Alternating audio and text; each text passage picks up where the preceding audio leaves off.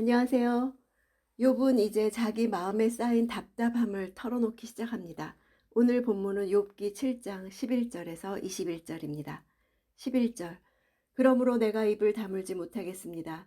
내 영이 이렇게 고통을 받으면서 말하고 내 영혼이 이렇게 쓰라려 하면서 원망할 것입니다. 자신의 영혼의 아픔과 마음의 괴로움으로 인해서 더 이상 참기 힘들어서 입을 닫고 있을 수가 없다는 말입니다.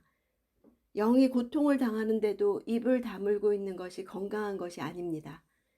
욥이 참을 수 없었기 때문에 지금까지의 자신의 틀을 깨는 것이 가능하게 되었습니다. 이것이 욥기의 희망입니다. 12절. 내가 바다입니까? 아니면 바다의 괴물입니까? 주께서 왜 나를 감시하십니까? 자신이 사람들에게 해악을 끼치는 바다인가? 아니면 두려움을 주는 바다의 괴물인가? 주의 지키심은 보호가 아니라 감시와 억압이라는 것입니다. 하나님이 무찔러야 할 대상이 세상을 어지럽히는 바로 나 욥이냐는 것입니다. 자신을 더 이상 적대적인 존재로 생각하지 말고 떠나달라고 하나님께 호소합니다. 14절. 주께서는 꿈속에서 두렵게 하시고 환상으로 무섭게 하십니다. 엘리바스는 계시가 주어지는 밤의 환상을 말했는데 욥에게는 밤의 환상으로 오히려 무섭게 하신다고 합니다. 욥은 고통을 주는 존재까지도 하나님이심을 인정하죠. 두렵게 하다와 무섭게 하다는 단순 반복이 아니라 뒤에 나오는 무섭게 하다가 점층적인 기법입니다. 더 무섭게 한다는 표현입니다. 15절. 내 영혼이 차라리 질식해서 죽는 게 이런 몸으로 사는 것보다 낫다 싶습니다. 숨막히는 하나님의 감시 때문에 차라리 죽음을 원합니다. 이런 몸은 개역 성경에는 뼈라고 되어 있어서 몹시 말라서 뼈만 남은 상태를 의미합니다. 16절. 나는 사는 게 싫습니다. 영원히 살 것도 아닌데 나를 혼자 내버려 두소서. 내 영혼이 허무하기 짝이 없습니다. 혼자 내버려 두라는 것은 시편의 전통을 완전히 뒤집는 것입니다. 시편에서는 탄식자들이 하나님의 부재를 경험하면 하나님의 관심과 개입을 요청하기 때문입니다. 허무하기 짝이 없다. 이 단어는 헤벨입니다.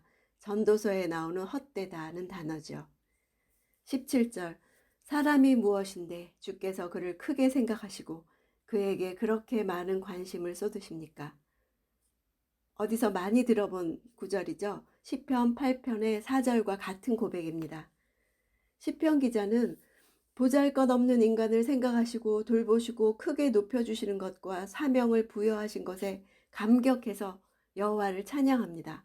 그런데 욥은 보호하시고 붙드시는 하나님을 원하지 않는다고 합니다. 인간은 헛된 날들을 살아가면서 결국 죽음을 맞이할 존재인데 왜 하나님은 순간마다 자신을 돌보시는지 이해할 수 없다고 말합니다. 하나님께서 사람에게 관심을 쏟으셨기 때문에 자신이 고통을 당하는 것에 대해서 원망하고 불평하고 있습니다. 이렇게 잘 알려진 시의 형식을 풍자적으로 우스꽝스럽게 개작하는 것을 트라베스티라고 합니다. 18절. 왜 그렇게 아침마다 감시하시고 순간마다 시험하십니까? 감시하다는 동사는 방문하다라는 뜻이 있습니다. 하나님께서 계속해서 아침마다 순간마다 욥을 방문하시는 것을 말합니다. 시험하다 하는 단어는 순도를 확인하기 위해서 시험하는 것을 뜻합니다. 욥은 자신의 고난에 대해서 하나님이 자신의 믿음의 순도를 확인하기 위해서 시험하는 것으로 이해했던 것입니다. 19절. 주께서 언제까지 나를 떠나지 않으시겠습니까? 침을 꼴깍 삼키는 동안만이라도 나를 가만히 내버려 두지 않으시겠습니까? 침을 삼키는 동안이라는 것은 자기 스스로도 알지 못하고 식별할 수 없을 정도로 아주 짧은 시간을 가리킵니다. 고대 근동에서는 시간을 나타내는 정확하고 구체적인 표현이 발달하지 않았습니다. 그래서 순간을 여러 가지 비유를 사용해서 나타냈죠. 침 삼킬 동안이란 그 중에서 가장 짧은 단위의 시간을 나타내는 표현 중에 하나입니다. 숨 돌릴 동안이란 표현과 같은 뜻이죠. 이런 표현은 현재까지도 사용되는 아랍 관용어입니다.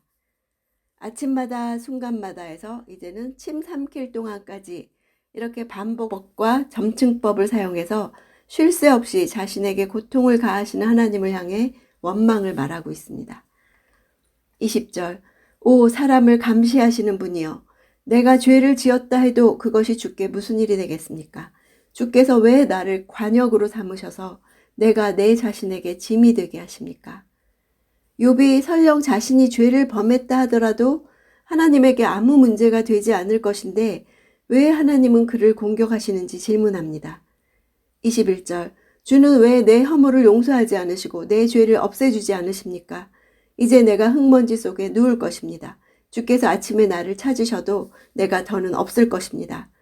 20절과 반대죠. 욥이 만약 자기에게 죄가 있다면 하나님은 왜 그에게 용서를 베풀지 않으시는지 항변합니다. 욥 자신의 무죄함을 들어서 지금 당하는 고난이 부당하다고 말하는 것입니다.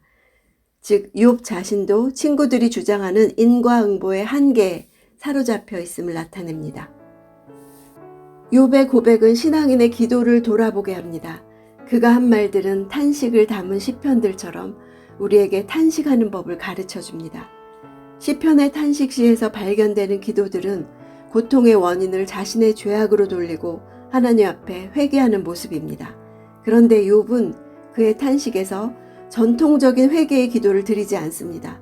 오히려 자신에게 죄가 없음을 주장하고 혹시 범죄한 사실이 있다면 왜 용서하시지 않냐고 하나님 앞에 항변합니다. 그런 이유로 친구들은 욥을 정죄했죠. 욥은 하나님께서 대답해 주시기를 원했습니다. 자신을 이해시키셔야 한다고 생각했습니다. 욥은 철저하게 현실의 문제를 안고 하나님 앞으로 나아가고 있습니다. 욥의 신앙 여정을 통해서 우리는 믿음과 회의가 한 사람 안에서 일어날 수 있음을 깨닫습니다. 회의란 믿음의 한 과정입니다.